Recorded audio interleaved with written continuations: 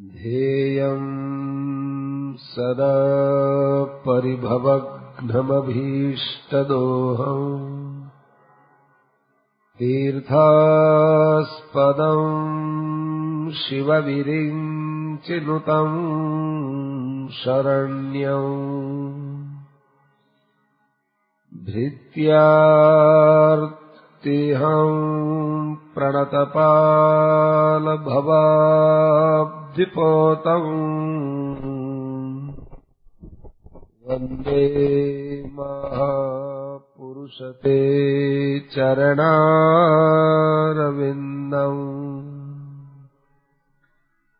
रामाय रामभद्राय रामचन्द्राय वेधसे रघुनाथाय नाथाय सीतायाः पतये नमः। अतुलितबलधामं हेमशैलाभुदेहं दनुजवनकृशानुं ज्ञानिनामग्रगण्यम् सकलगुणनिधानं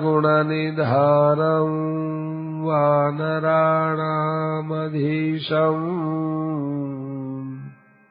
रघुपतिप्रियभक्तं वातजातं नमामि। कर्पूरगौरं करुणावतारं संसारसारं भुजगेन्द्रहारं सदा वसन्तं हृदयारविन्दे भवं भवानी सहितं नमामि। अनंतानंत कोटि ब्रह्मांड नायक सच्चिदानंद घन आनंद कंद लोकाभिराम नयनाभिराम अकाम काम भगवान श्री राम के पावन श्री चरणार विंदों में कोटि कोटि भक्तजनों की ओर से कोटि कोटि शह सादर प्रणाम। भगवत पार्षद भूत श्री हनुमान जी महाराज के पावन चरणों में सभी भक्तजनों का कोटि कोटि शह सादर श्रद्धा सुमन अर्पित।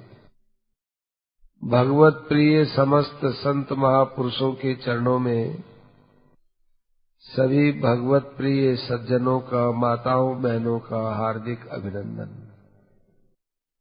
अध्यात्म रामायण का नामानिक अनुष्ठान का आज दूसरा दिन है। अध्यात्म रामायण को वेदव्यास जी महाराज ने इतने जल्दी जल्दी लिखा है, कुछ जो आते गए लिखते गए इतनी सरल संस्कृत है कि सामान्य ज्ञान रखने वाला भी उसे खूब आराम से समझ सकता है।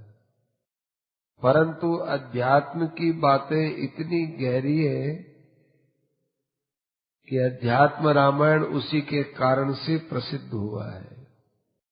अध्यात्म रामायण को पुराण का दर्जा मिला है। यद्यपि ये पुराण का अंश है, परंतु भगवान की विलक्षण कथा होने से ये पुराण ही कहलाता है। जैसे हिमालय से लेकर गंगा सागर तक गंगा नदी बहती है, परंतु एक छोटी सी शीशिका में जल है तो लोग कहेंगे ये गंगा जल है, ये गंगा जी है। तो हिमालय से गंगा सागर तक गंगा की जो पवित्रता है वो पवित्रता छोटी सी शीशी के गंगा जल में भी है। इसी प्रकार से ये अध्यात्म रामायण पुराण का एक अंश है, लेकिन ये पुराण है। हमारे व्यास जी महाराज ने अपने लिखने में इतनी सावधानी रखी है कि जहाँ ज्ञान का प्रसंग चलेगा उस समय में उस ज्ञान के प्रसंग को जब पूरा उठाया है तो उसको पूरा ही समाप्त करते हैं। जहां से प्रश्न किया उसको कहीं अधूरा नहीं छोड़ा है।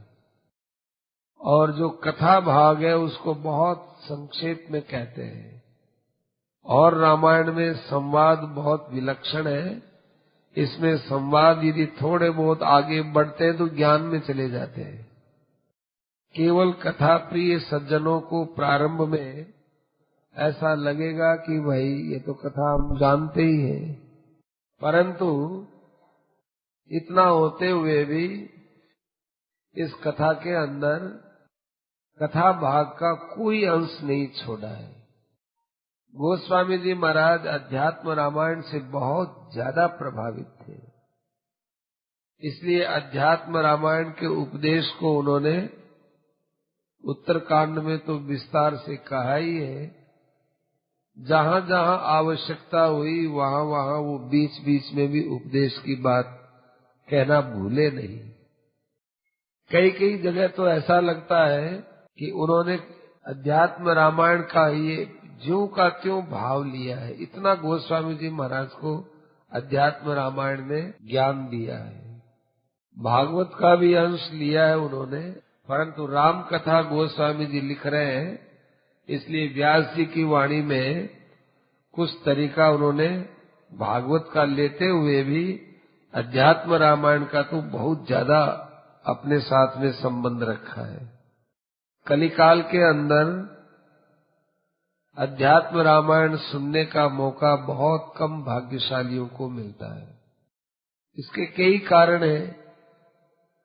एक तो अध्यात्म रामायण को कोई पढ़ता भी नहीं है, तो आम जनता में इसका प्रचार कम हुआ, क्योंकि व्यास जी महाराज ने भागवत को लिख दिया। भागवत है, दूसरे पुराण है, उनकी प्रसिद्धि अध्यात्म रामायण की अपेक्षा ज्यादा हुई।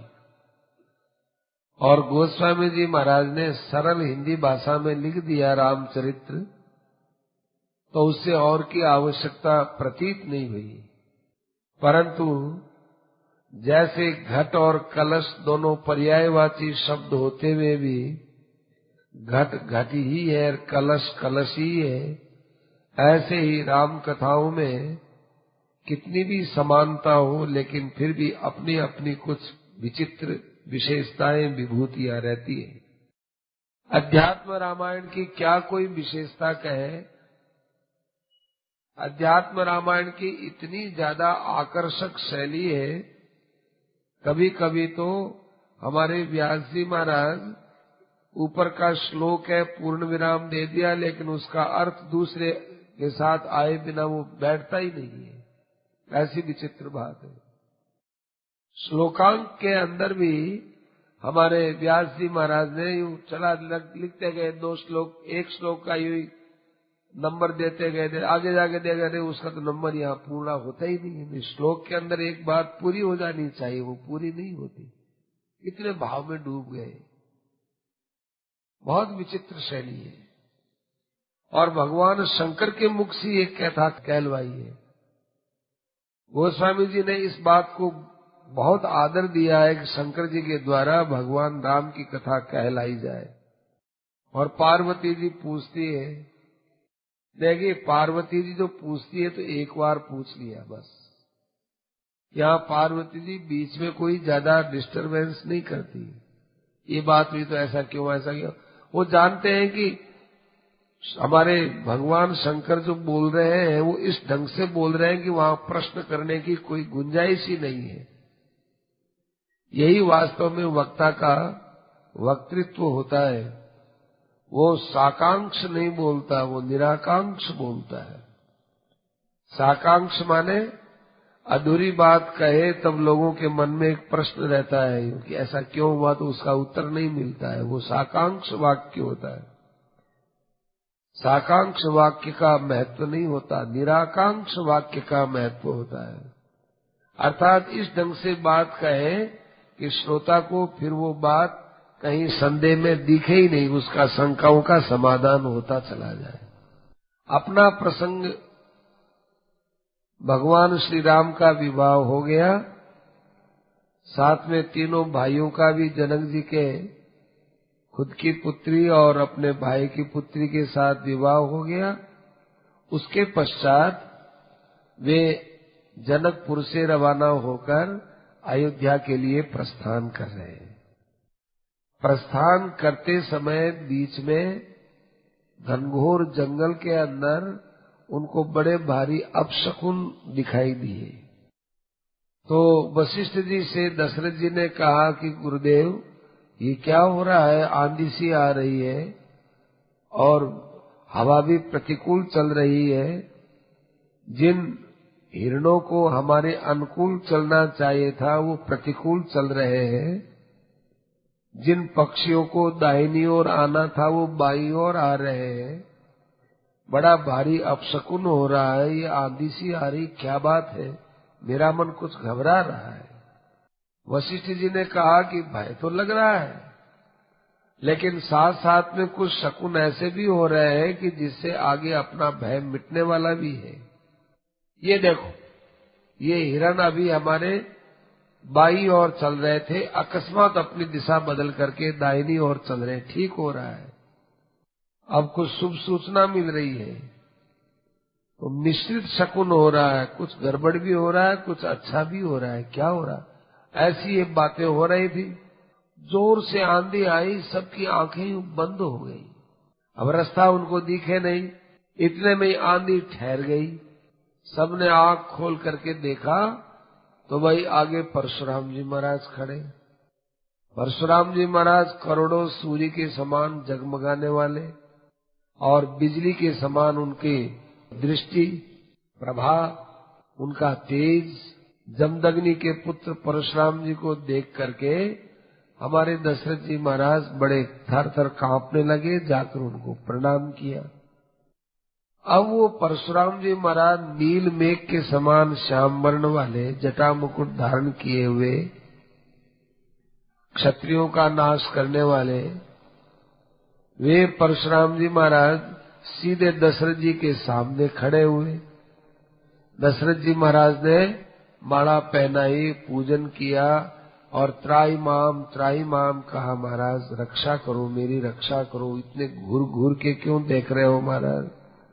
मैंने तो आपका कभी कोई अपराध किया नहीं, और जिस काल के क्षत्रियों का आपने नाश किया है उस काल में तो मैं था भी नहीं। मैं तो इस काल का क्षत्रिय हूँ। इस काल के क्षत्रियों का तो आपने नाश किया नहीं, बहुत पहले आपने नाश किया था। और कहा कि देखो, आप इतना क्रोध करते हो, हमें बड़ा डर लगता है, हमें प्राण दान दीजिए। और पुत्र प्राणम प्रयच्छ, राम की तरफ आप ज्यादा घूर के देख रहे हो, मेरे पुत्र राम के भी प्राण बचाओ महाराज। लेकिन राजा की विनती का परशुराम जी पर कोई असर नहीं पड़ा। जैसे गरम गरम तवे पर कोई पानी छिड़कता हो तो उस छांटे का गरम तवे पर क्या असर हो? पानी डाल दो, उछन करके वो खत्म हो जाएगा। ऐसे दशरथ जी की दीन वाणी परशुराम जी के क्रोध के अंदर वो तो एकदम खत्म हो गई, और वो तो राम की तरफ घूर घूर के देखने लगे परशुराम जी। अब आप कहेंगे कि देखो, परशुराम जी रामचरितमानस में तो जनक जी की सभा में आए और यहाँ आप मार्ग की बात बोलते हो। ये दोनों में से कौन सा सही है? बताया ना, दोनों ही सही है। कलप भेद हरि चरित सुहाए, राम अनंत अनंत गुण, अनंत कथा विस्तार। भगवान अनंत अवतार लिए, भगवान ने अनंत बार अवतार लिया। राम अनंत अनंत कथा, कथाओं भी एक जैसी थोड़ी होगी। अनंत एक जैसी कथा होगी तो क्यों लिखेगा कोई? एक जैसी कथा नहीं, कथाओं में भी भेद आता है। राम अनंत अनंत गुण, अनंत कथा विस्तार। इसलिए यहाँ जंगल के अंदर राम जी महाराज से परशुराम जी का संवाद होता है। यहाँ लक्ष्मण जी का कोई लेना देना नहीं। परशुराम जी कहे, तुम राम? अरे तू राम है, दशरथ का बेटा? तू जनक के यहाँ गया, एक क्षत्रियादम, तूने मुझे समझा नहीं कि मैं कौन हूँ, आज तुम्हें मेरे साथ युद्ध करना पड़ेगा, मैं तुमसे द्वंद्व युद्ध चाहता हूँ, यदि तुम क्षत्रिय हो तो मेरे से युद्ध करोगे। एक पुराने धनुष को तोड़ देने के कारण तुम अपने आप को बहुत बड़ा योद्धा मानना लग गए क्या?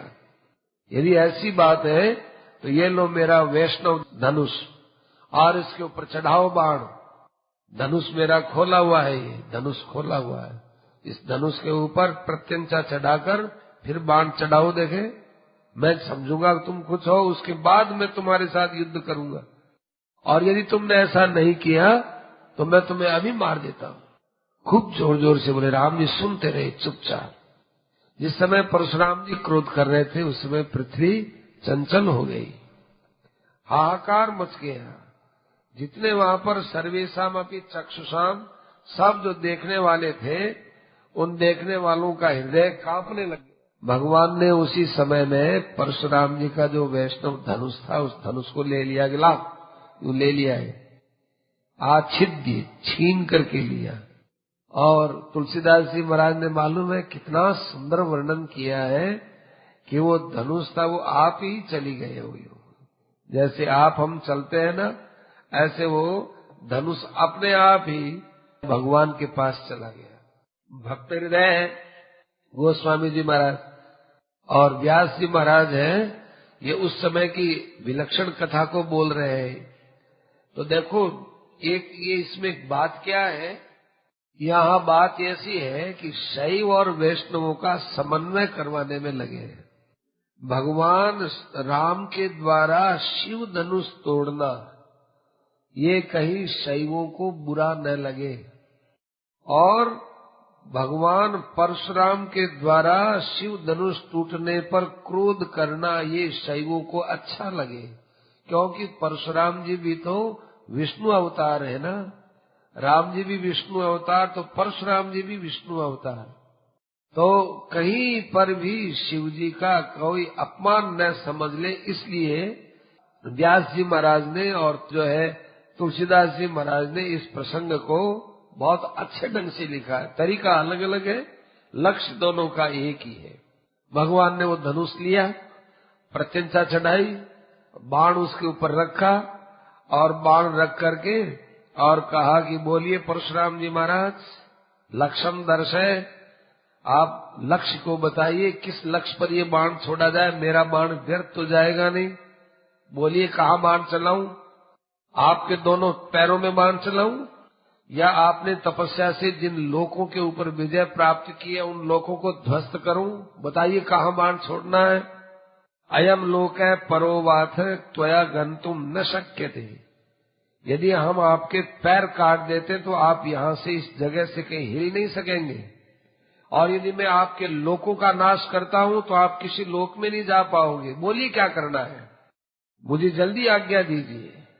जब भगवान इस प्रकार से क्रोध में बोलने लगे तो फिर परशुराम जी महाराज समझ गए कि साक्षात परब्रह्म परमात्मा है। संस्मरण पूर्व वृत्तांतम, सब वृत्तांत समझ करके बड़ी नम्रता से हाथ जोड़े। जिस चेहरे पर खूब क्रोध छाया हुआ था उसी चेहरे पर बड़ी नम्रता, बड़ी प्रसन्नता छाई हुई। कहने लगे, हे राम, आप साक्षात परब्रह्म परमात्मा हो, पुराण पुरुष हो, जगत की उत्पत्ति, जगत का पालन और जगत का संहार आप चुटकी में कर देने वाले हो। मैं जब बच्चा था तब मैंने भगवान विष्णु की आराधना की थी। मैं चक्र तीर्थ चला गया था, वहां के जंगलों में रहकर मैंने भगवान विष्णु की बड़ी विलक्षण आराधना की थी। उस तपस्या से भगवान विष्णु मुझ पर बहुत प्रसन्न हुए। मेरे सामने शंख चक्र गदा पद्म लिए हुए चतुर्भुज रूप से प्रकट होकर मुझे कहने लगे कि परशुराम उठो, तुम्हारी तपस्या से मैं बहुत प्रसन्न हुआ हूँ, तुम्हारी अभी संसार में बड़ी जरूरत है। ये हाय हाय कुल है, इस हाय हाय कुल के अंदर बड़े दुष्ट राजा लोग हुए हैं, इनका जाकर तुम नाश करो। और इस समय में सहस्रार्जुन का प्रभाव बहुत ज्यादा बढ़ा हुआ है, उसने तुम्हारे पिता का भी नाश किया है, जाओ तुम उस सहस्रार्जुन का वध करो। 21 बार तुम क्षत्रियों का वध करोगे, तब जाकर के इन क्षत्रियों का नाश होगा। और सारी भूमि का दान तुम ले जा करके कश्यप जी को दे देना, तब तुम्हारा ये सब वध करने का प्रायश्चित है वो भी समाप्त हो जाएगा। कहा महाराज आप ऐसा क्यों बोलते हो, क्षत्रियों का नाश क्यों चाहते हो? वो इसलिए चाहते हैं कि अभी क्षत्रियों ने बड़ा उत्पात मचाया है। पर एक बात ध्यान रखना कि इसी क्षत्रिय कुल में आगे चलकर अयोध्या के अंदर दशरथ का पुत्र राम प्रसिद्ध होगा। वो राम मैं ही बनकर के आऊंगा, तो उसके बाद तुम्हारा ये सब लड़ना झगड़ना, युद्ध करना, क्रोध करना, क्षत्रियों का संहार करना, सब तुम्हारा बंद हो जाएगा। अभी मैं अपना अंश तुम्हारे अंदर अर्पित करता हूँ। मत तेज है पुनराद्यास्य त्वयि दत्तम मया पुरा। और जब मैं रामावतार में आऊंगा ना, तब ये मेरा दिया हुआ तेज जो क्षत्रियों के नाश के लिए तुम्हें दे रहा हूँ, मैं राम रूप से आकर के सारे तेज को वापस अपने अंदर धारण कर लूंगा और फिर मैं तुम्हारी जगह दुष्टों का संहार करूंगा। जाओ, उसके बाद फिर तुम तपस्या करते रहना। ये मुझे साक्षात भगवान ने कहा है राम। मैं तो बहुत दिनों से ये समझ रहा था कि राम का अवतार कब हो कब हो। असल में राम मेरे मन में आपके प्रति क्रोध नहीं था, बल्कि मैंने देखा कि आप मेरे पर थोड़ा क्रोध करके और अपना जो तेज मेरे अंदर आपका दिया हुआ है वो तेज आप वापस ले लेवे, इसलिए मैंने ऐसा किया है। नहीं तो हम ऐसा आपके साथ कठोर बर्ताव कैसे कर सकते हैं। ब्रह्मा जी ने मुझे बार बार ये कहा है कि देखो परशुराम, दशरथ जी के यहाँ राम अवतार ले चुके हैं, और देखो परशुराम वो शिव जी का धनुष तोड़ेंगे, उस समय तुम्हारा कोप पूर्वक उनसे मिलना जगत के लिए बहुत अच्छा रहेगा। तब मैं आपके पास आया हूँ। आज मेरा जीवन सफल हो गया। हे राम, आपकी क्या महिमा कहूँ। आप 6 प्रकार के भाव विकारों से रहित है।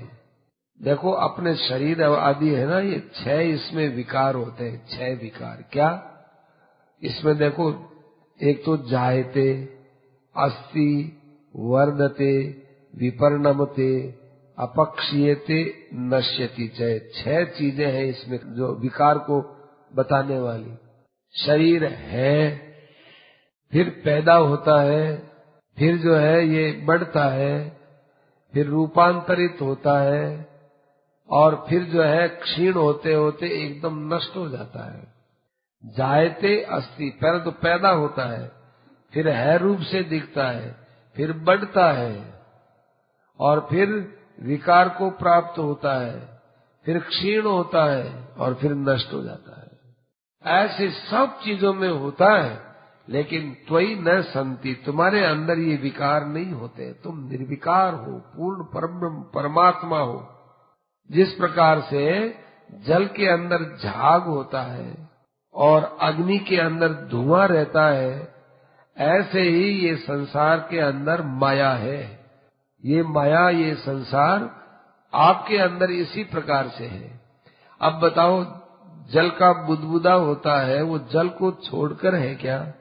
जल का बुदबुदा जल के बिना हो ही नहीं सकता, और उसका आधार भी जल ही है, और जल ही है, वो बुदबुदा भी जल ही है। इसी प्रकार से इस जगत के परम आधार तुम हो, और तुम्हारे ही कारण से ये जगत जगत दिखता है। जगत के बिना आप हो, लेकिन आपके बिना जगत नहीं हो सकता। लेकिन माया के अंदर मोहित रहने वाले लोग जगत को तो सच्चा मानते हैं, आपकी तरफ बेचारे भगवान कहाँ है, भगवान कैसे है, भगवान है भी कि नहीं, भगवान है तो ऐसा क्यों नहीं होता। लोग कहते हैं भगवान है तो गौ हत्या क्यों होती है। भगवान सब जगह रहते हैं, तो गाय में भी भगवान है। गो हत्या इतना चिल्लाते हो। गाय में देवता रहते हैं, वो 33 करोड़ देवता गए कहाँ? जब वो गाय कटती है, इसको मारा जाता है, तो वो 33 करोड़ देवता कहाँ गए? भगवान को गौ इतनी प्यारी है तो भगवान गौ में से प्रकट होकर के क्यों ऐसा नहीं कर देते कि मारने वाले को मारे तो गौ बच जाए अपने आप ही। ये क्या है? ये भगवान का लक्षण हम लोग बनाते हैं कि ऐसा भगवान को ऐसे करना चाहिए। अरे ये नहीं कहते हैं नहीं, भगवान सबके अंदर रह करके काम करते हो, ये कहीं शास्त्र में नहीं लिखा है। शास्त्रों में लिखा है कि सब में भगवान रहते हैं। तो जो भगवान तत्व के रूप में रहते हैं वो सब जगह रहते हैं, पर सब जगह भगवान अवतरित होकर के लीला करते हो ये बात नहीं है। भगवान सब जगह है ये बात हमारे लिए समझने की है, लेकिन भगवान वहां जाकर वैसा करे ये भगवान पर लागू नहीं होता है। क्यों नहीं करते भगवान? कि भाई इस विषय में भगवान चुप रहते हैं। जो लीला करनी होती है वहां भगवान स्वतंत्र शरीर धारण करते हैं, अपनी स्वतंत्र पृष्ठभूमि बनाते हैं और अपने स्वतंत्र अवतार का कारण चुनते हैं और चुन करके लीला करते हैं। लेकिन हर जगह साहब सब में भगवान है, फिर अपन भी क्यों मरते हैं? वही सब में भगवान है तो शरीर क्यों मरता है? अरे गाय के अंदर भगवान है तो तत्व रूप से भगवान है, करने के लिए भगवान थोड़ा ही है। वहां करने के लिए भगवान नहीं है। कुछ काम करे भगवान, उसके लिए भगवान गाय में थोड़ा ही है, तत्व में है। तत्व में तात्विक दृष्टि से जैसे दूध के अंदर घी है तो वो घी मिष्ठान बनाने के लिए नहीं है, घी रोटी चौपड़ने के लिए नहीं है, तत्व रूप से घी है वहां। लेकिन घी का उपयोग करना चाहोगे दूध के द्वारा तो नहीं होगा, दूध को जमाना ही पड़ेगा, दही से घी निकालना पड़ेगा, निकालने के बाद ही उसमें से आप घी बना करके उपयोग कर सकते हो।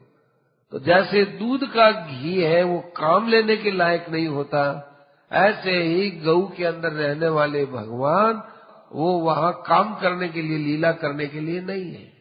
वो तत्व वो हमारे समझने के लिए है। तो अविचारित ऐसा बुद्धि, मूर्खों की ये बुद्धि होती है कि भगवान यदि सब जगह तो ऐसा क्यों नहीं करते। जैसे हम लोग हमारे शरीरों में अभिमान करके और कुछ करने का अभिमान रखते हैं कि मैं शरीर हूँ, ऐसा मानकर कर्म करते हैं, ऐसे ही हमने भगवान पर भी आरोप कर लिया।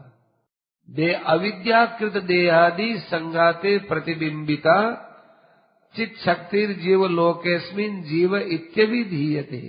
भगवान में और जीव में यही तो अंतर है कि जीव शरीर का अभिमान करता है कि ये मैं शरीर हूँ, और उस अभिमान के बाद वो कर्म करता है, ये कर्म मैं करूंगा, ये मैं बचाऊंगा, ये ऐसा करूंगा, ये ऐसा करूंगा। भगवान ऐसे नहीं होते, ऐसा करने वाला जीव होता है। और जो जीव करने का अभिमान रखता है तो उसको भोगना भी पड़ता है। जहां कर्तृत्व है वहां भोक्तृत्व है। जो करेगा, करना स्वीकार करेगा, उसको भोगना ही पड़ेगा। जो करना स्वीकार करेगा भोगना पड़ेगा। किसी का थैला रखा है, उस थैले के अंदर विस्फोटक पदार्थ है, कहीं देगा यार अपन ले चलो, लेके रवाना हुआ। अब वो विस्फोटक पदार्थ फूटने लगे, रही क्या हुआ, इसमें बम कैसे निकला, पकड़ लिया उसको, बम कैसे हुई मेरे को तो पता नहीं, मैंने तो लोगों का थैला उठा लिया तो भाई चलो दंड मिलेगा। तुमने क्यों उठाया?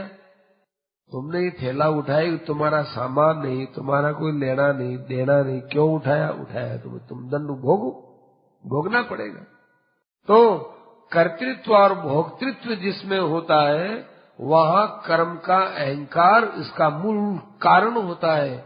इसलिए आप सब जगह व्यापक रहते हैं, ऐसा नहीं कि व्यापक रहते हुए कुछ करने भी लगेंगे। करना होगा अहंकार के अंदर। आत्मन संस्थितिर नास्तिर बुद्धिर ज्ञानम न जात्वती। माने आत्मा के अंदर तो संसार नहीं है और बुद्धि के अंदर ज्ञान नहीं है। आत्मा का ज्ञान बुद्धि में दिखता है और बुद्धि का जो जड़त्व है वो आत्मा में आता है। ये दोनों आपस में मिल गए, अविवेका द्वयम युंक्त्वा, इसलिए संसारी इति प्रवर्तते। तब मनुष्य के मन में आता है कि मैं शरीर हूँ, मैं संसारी हूँ, मैं गृहस्थी हूँ, मैं साधु हूँ, मैं अमुक वर्ण का हूँ, अमुक आश्रम का हूँ। शरीर के साथ आत्मा का मेल हो गया। अब आत्मा ने तो अपने आप को तो भुला दिया, दूसरे को पकड़ लिया। आत्मा का धर्म तो चला गया उसमें, और जो है संसार का धर्म आ गया आत्मा में कि साहब आत्मा है कि नहीं है, कि कुछ पता नहीं है। ये सब बातें होने लग गई। जड़स्य चित्त समायोगात, जड़ का चित्त के साथ योग हो गया। और चित्तम हुआ चिते तथा, और उसमें चेतनता दिखने लग गई, और आत्मा के अंदर जड़त्व आ गया। जड़ संगा जड़त्वम ही जलाग्नि मेलनम यथा, जैसे जल और अग्नि का मेल हुआ कि पानी से जल गया साहब। पानी गर्म हो रहा था तो पानी से जल गया। पानी से कैसे जल गया भाई? पानी तो ठंडा होता है। अरे ठंडा नहीं, पानी गर्म था। तो गर्म का स्वभाव अग्नि में, और अग्नि और पानी दोनों मिल गए तो उसमें उष्णता आ गई। अब अग्नि में शांतता और जल के अंदर उष्णता, इन दोनों का मेल हो गया, गड़बड़ हो गया। ऐसे ही आत्मा का और शरीर का ये मेल हो गया, इस कारण से संसार में कष्ट पैदा हो गया। अब ये दूर कैसे हो? ये आपके चरणों की भक्ति करने से संग सौख्यम, आपके भक्ति का आनंद मिलता है, उसका जो संग सौख्य होता है, उससे ये जड़ चेतन का संबंध नष्ट होता है। तदा माया शनैरी आती, फिर ये माया धीरे धीरे अपने आप छूट जाती है। आपका भजन करने से ये माया छूट जाती है। इसलिए आपके जो भक्ति नहीं की जाए तो फिर वो चाहे कल्प कोटि शतैरपि, सैकड़ों कल्पों तक वो संसार में घूमता रहे, उसकी मुक्ति नहीं हो सकती, उसको ज्ञान भी नहीं हो सकता। इसलिए अच्छे श्रेष्ठ पुरुष के पास बैठकर आत्मा का और शरीर के अलगाव का ज्ञान करता रहे और आपके भजन के अंदर लगा रहे। ये भजन क्या है सज्जनों, कि जैसे करोती चलती है यूं, तो अब करोती यूं चलती है, कितना ही बड़ा मजबूत कोई ठूंठ हो, करोती चलेगी तो वो ठूंठ कट जाएगा। ऐसे ही भगवान का यूं भजन करते हैं, राम राम राम राम राम राम राम राम भजन करते हैं। उस भजन से हमारी जन्म जन्मांतर की जो पाप राशि होती है, वो पाप राशि कटती रहती है। इसलिए भगवान के भजन के लिए परशुराम जी बोलते हैं कि मैं आपसे यही वरदान चाहता हूँ कि आपके चरण युगलों में, दोनों चरणों में मेरी जन्म जन्मांतर तक भक्ति बनी रहे, और बार बार मेरा जन्म भी हो संसार में तो भक्तों के बीच में मेरा बैठना रहे। क्योंकि भक्त और भक्ति, इनके बीच में रहने से अविद्या नष्ट हो जाती है। देखो एक तरफ तो ये भी लाइट आ रही है, एक तरफ इधर से भी लाइट आएगी, तो हमारी परछाई कहीं पड़ेगी नहीं। इसलिए कई जगह तो रात्रि के अंदर भी जो है खेल खेलते हैं, क्रिकेट खेलते हैं, और भी कई खेल खेलते हैं। वहाँ ऐसा बनाया हुआ लाइटों का ऐसा प्रभाव रहता है कि कोई वहाँ पर छाया नहीं पड़ती। रात्रि में भी जैसे दिन में लाइट रहती है, खेलते हैं, ऐसे क्रिकेट खेलते रहते हैं, छाया नहीं पड़ती। क्यों नहीं? इधर भी और इधर भी, इधर भी उधर भी, चारों तरफ प्रकाश रहता है, छाया पड़ेगी कहाँ? छाया तो जहाँ प्रकाश नहीं होगा उधर पड़ेगी। इधर तो लाइट है, इधर लाइट नहीं है, तो ये छाया इधर पड़ेगी। इधर तो पड़ नहीं सकती क्योंकि लाइट है। ऐसे ही भगवान की भक्ति और भगवान के भक्त, इन दोनों का सानिध्य यदि हमें मिलता है, इनके बीच में हम रहते हैं, तो फिर अविद्या की छाया नहीं पड़ सकती। अविद्यायाभ्याम विनश्यति। इसलिए महाराज, लोके स्वभक्ति निरता, जो आपकी भक्ति के अंदर डूबे हुए हैं, और वे लोग सदा ही भक्ति की वर्षा करते रहते हैं, उससे लोगों के अंदर पवित्रता छाती रहती है। हे भगवान, आप बड़े दयालु हैं। हे रामचंद्र, मेरी आपके चरणों में भक्ति रहे। आपने कहा कि ये बाण कहाँ चलाऊं, तो आप इस बाण को जो जो आज तक मैंने पुण्याति पुण्य लोग कमाए, उन सब लोगों को आप खत्म कर दीजिए। मुझे वो कर्मों के फल से मिलने वाले ऊंचे लोक नहीं चाहिए। स्वर्ग मिलेगा, सत्य लोक मिलेगा, जन लोक मिलेगा, तपोलोक में, ये मुझे नहीं चाहिए। बस मैं तो केवल आपके चरणों की भक्ति चाहता हूँ। भगवान बड़े खुश हो गए और भगवान ने कहा कि परशुराम जी, आप तो सदा मेरे हृदय में विराजमान हैं। दास्य तद अखिलम कामम मां कुरुष्वात्र संशयम। आपने बड़े बड़े पुण्य कर्म करने से जिन लोगों को प्राप्त किया था, उनको सुरक्षित रखता हुआ आपके अंदर मैं भक्ति का संचार करता हूँ। बड़े प्रेम से राम जी महाराज ने अपना बाण अपने में समेट लिया और परशुराम जी महाराज भगवान से कहने लगे, हे मधुसूदन, कैसी आपकी मेरे पर कृपा हुई है। बस भक्तों का और भक्ति का संग चाहिए। मैंने जो आपके सामने स्तुति पठन किया है, वो भक्तिहीन पुरुष भी इस स्तुति को गाएगा तो उसके अंदर भी भक्ति पैदा हो जाएगी। इतना कहकर के भगवान की परिक्रमा करके महेंद्र पर्वत पर जाकर वे तपस्या करने लगे। इधर महाराज दशरथ जी ने अपने पुत्र राम को छाती से लगाया और सिर पर हाथ फेरते हुए कहा कि बेटा, आज तो तुमने हमको बड़ी भारी आफत से बचा दिया। अब दशरथ जी महाराज के इतने प्रेम है, देखो आंखों से आंसू आए। अभी भी दशरथ जी का देखो, दशरथ जी का प्रेम ऐसा है कि दशरथ जी राम जी का प्रभाव नहीं देखते हैं। राम जी का प्रभाव देखना, भगवान को भगवान समझना, ये प्रेमी लोगों को आता ही नहीं। प्रेमी लोगों को तो भगवान अपने मालूम देते हैं, ये हमारा अपना है, अपना। देखो छोटा बच्चा होता है, वो माँ का प्रभाव जानता है क्या? छोटा बच्चा माँ का प्रभाव नहीं जानता, लेकिन माँ को जानता है कि माँ मेरी है, बस ये मेरी है।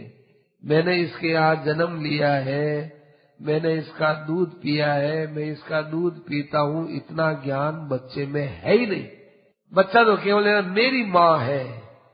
उस मेरी माँ के अंदर जो माँ को आनंद आता है, उस बच्चे को देख करके जो माँ को माँ जानते हैं कि क्यों माँ है, तो उनके प्रति इतना स्नेह नहीं होता कि भाई मैं इसके पेट में रहा हूँ, मैंने दूध पिया है, माँ ने मेरे सेवा की है, मैं माँ का ऋण कैसे उतार सकता हूँ।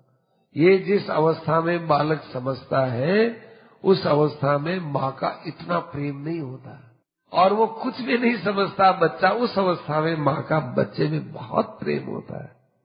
ऐसे ही सज्जनों, हमारा भगवान को भगवान मान करके प्रेम नहीं, भगवान के साथ तो अपना मान करके जो प्रेम होता है, वो प्रेम प्रेम होता है। उसको भगवान कभी भूलते नहीं है। भगवान मेरे हैं, तो मेरेपन से जो भगवान को आनंद आता है। दशरथ जी महाराज को राम मेरा बेटा है, बस इतना ही दिखते हैं। परशुराम जी भी देखे इनके सामने कैसे हो गए, कैसे धनुष को तोड़ा, कैसी कैसी महिमा सुनकर के आए, देख रहे हैं, फिर भी दशरथ जी तो मेरा बेटा है, इतना ही मानते हैं। इसलिए अयोध्या के अंदर जब दशरथ जी महाराज चले गए थे, तब भगवान ने देखा कि अयोध्या में मेरा प्रेमी अब कोई नहीं रहा। कौशल्या माँ है, ये तो ज्ञानी है, ज्ञानी। कौशल्या माँ प्रेमी नहीं है, ज्ञानी है। वहां ज्ञान की आवश्यकता थी। दशरथ जी महाराज प्रेमी है, इसलिए राम का वियोग बिल्कुल सह नहीं सके। अब यदि राम जी महाराज को आत्मा रूप से जानते तो दशरथ जी मरते थोड़ा ही, लेकिन दशरथ जी का मरना कितना विलक्षण हुआ, कितना श्रेष्ठ काम हुआ भक्ति की दृष्टि से। तो दशरथ जी महाराज जान रहे हैं, सामने परशुराम जी कह रहे हैं, ऐसी स्तुति कर रहे हैं, तब भी हमारे दशरथ जी पर तो कुछ भी असर नहीं पड़ा, और वे राम जी को अपने छाती से लगा ली, बेटा तू परशुराम जी के प्रकोप से बच गया, बड़ी कोई भगवान की मेहरबानी हो गई। बड़े प्रेम से सब अयोध्या लौट आए, अयोध्या में रहने लगे। वहां जब से सीता जी आई, सब रहने लगे, तो अयोध्या बैकुंठ के समान भगवान को लगने लगी। अब एक दिन युधाजित जी आए। युधाजित आए, दशरथ जी से कहने लगे कि दशरथ जी महाराज, हम थोड़ा भरत जी को ननिहाल ले जाते हैं, कि ले जाओ। तो भरत जी और शत्रुघ्न जी दोनों के दोनों ननिहाल भेज दिए गए।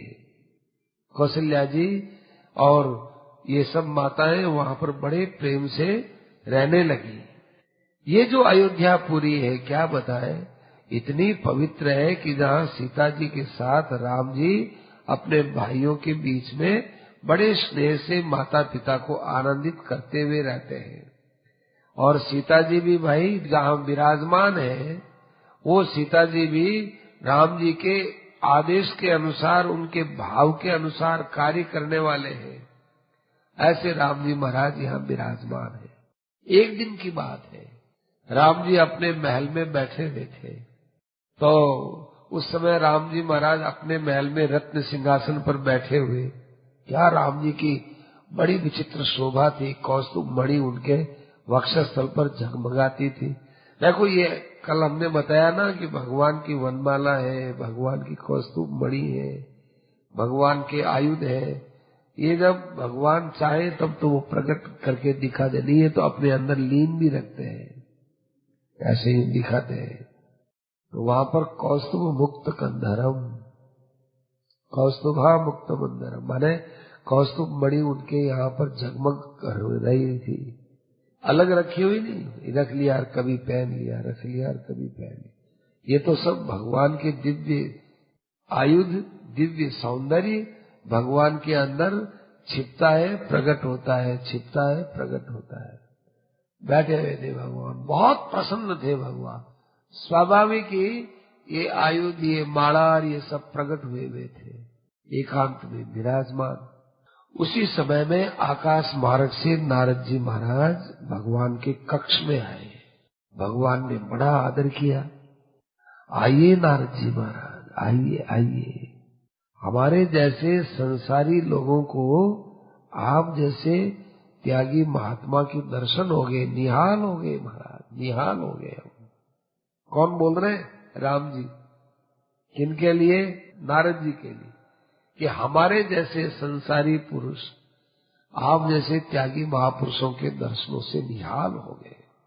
हम तो हरदम विषयों में डूबे रहते हैं ना, इस कारण से कभी कभी हम जो है अपने पूर्व जन्म के पुण्यों के प्रभाव से आपके कभी कभी दर्शन प्राप्त कर सकते हैं। बड़ी कृपा की आप। बोलिए महाराज, कैसे आए? किम कार्यम, मेरे लिए आपकी क्या आज्ञा है? बोलिए, आज्ञा दीजिए मुझे। नारद जी देख रहे हैं कि देखो बस मैं तो इनके पास क्या समझ गया, क्या मेरी स्तुति कर रहे हैं। नारद जी कहे, वाह प्रभु वाह, क्या बोल रहे हैं आज? आप कोई सभा में थोड़े ही बैठे हैं, आप एकांत में मेरे से बात कर रहे हैं महाराज। मैं आपको पहचानता नहीं क्या कि आप कौन है? नारद जी खूब विचार करके, हाँ हो, आप तो मुझे मोहित करने के लिए अपनी वाणी बोल रहे हैं। देखो महाराज, आपने कहा कि मैं संसारी हूँ। संसारी का अर्थ क्या होता है? कि जो संसार में लगा रहता है वो। ना ना ना, संसारी का अर्थ यह है कि संसार है अस्य अस्तिति संसारी। ये संसार जिसका है वो संसारी। तो आप संसारी हैं, बिल्कुल ठीक है, क्योंकि संसार आपका है। देखो, धनी कह रही, ये आदमी धनी है। धनी, धनी माने कि इसके पास धन है इसलिए धनी है। धनम अस्य अस्ति इति धनी। तो जिसके पास धन है, तो ये संसार आप ही के तो अधीन है, इसलिए आप संसारी है, ये कहना आपका बिल्कुल ठीक है। संसारी अहम इति यत् प्रोक्तम सत्यम एतत् त्वया प्रभो। आपने बिल्कुल ठीक कहा है प्रभु। और आपने ये भी कहा कि देखो साहब, ये जो माया है, ये और ये जो हमारे, हम तो गृहस्थी है, तो बिल्कुल ठीक बात है। ये माया है, ये आपकी गृहिणी है, आपके घर के अंदर रहने वाली, आपकी घर का सब काम करने वाली, संसार को पैदा करने वाली, संसार का पालन करने वाली, संसार का संहार करने वाली आपकी माया ही तो है। ये माया है, आपकी गृहिणी है और आपके आदेश से सब काम करती है। ब्रह्मा जी को भी पैदा किया, ब्रह्मा जी ने सारे जगत को पैदा किया, आपने तो केवल माया को आदेश दे दिया। देखो, बड़े से बड़ा सेठ होता है, वो अपने मुनीम को आज्ञा दे देता है कि मुनीम जी ये काम ऐसा होना चाहिए। मुनीम जी कहते हैं ठीक है। वो मुनीम खुद थोड़ा ही करता है, मुनीम अपने नीचे रहने वालों को आदेश देता है कि जाओ भाई, ऐसा ऐसा काम तुमको ये सब करना है, सेठ का आदेश है, ये काम करना है। तो मुनीम अपने अधीनस्थ जो आदमी होता है उसको, वो जाकर के उसको ऐसे करके 3-4 जगह आदेश जाते जाते मजदूर तक आदेश जाता है, वो आदमी नीचे वाला मजदूरों से काम करवाता है। ऐसे ही आप भी महाराज अपनी माया को आदेश देते रहे कि माए संसार का पालन करो। अब कैसे करना है, क्या करना है, ये माया के अधीन रहने वाले देवता, माया के अधीन रहने वाले ब्रह्मा, माया के अधीन रहने वाले और चीजें, वो सब अपने आप काम करने लग जाती है। वही बड़े सेठ का हुक्म हुआ है। ऐसे संसार आपके अंदर समाया हुआ है।